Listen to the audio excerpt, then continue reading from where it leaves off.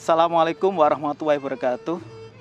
Para pemirsa yang berbahagia, hari ini kita alhamdulillah sehat dan kita akan membahas tentang agama, spiritualitas dan kemaslahatan umat manusia.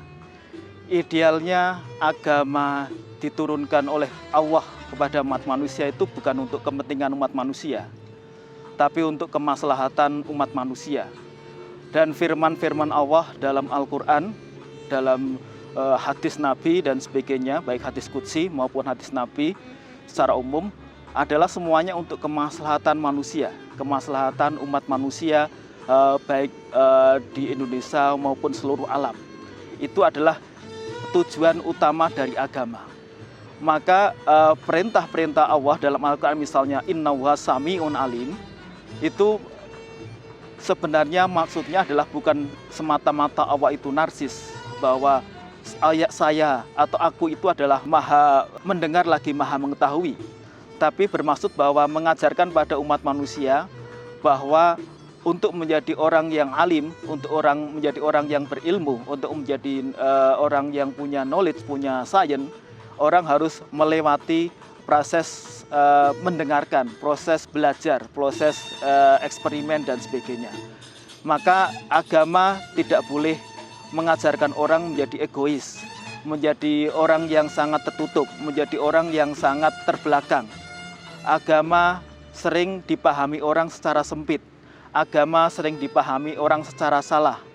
Misalnya ketika kita menyadari bahwa an-nadhafatu minal iman, itu memang dihafal oleh sebagian besar umat Islam, tapi kemudian sangat jarang dilakukan oleh umat Islam. Contoh yang kedua adalah bahwa ajaran-ajaran jihad yang ada dalam Al-Quran itu sering dipahami hanya dalam bentuk qital, dalam bentuk peperangan. Padahal jihad dalam Al-Quran itu bermakna luas. Berjuang keras untuk memperbaiki nasib umat manusia, berjuang dengan segala tenaga untuk mengembangkan peradaban, itu adalah juga makna jihad.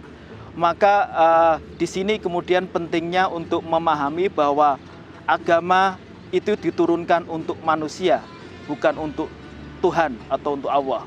Maka agama idealnya menjadi pedoman umat manusia untuk lebih menghargai sesama manusia, untuk lebih menghormati makhluk-makhluk yang ada di dunia.